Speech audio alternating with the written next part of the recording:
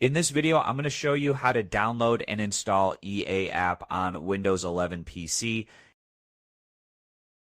So this should be a quick and easy process video, and without further ado, just go ahead, open up your browser, and then just type in EA Sports app. So after you do that, just click on the first link, which is the official EA app.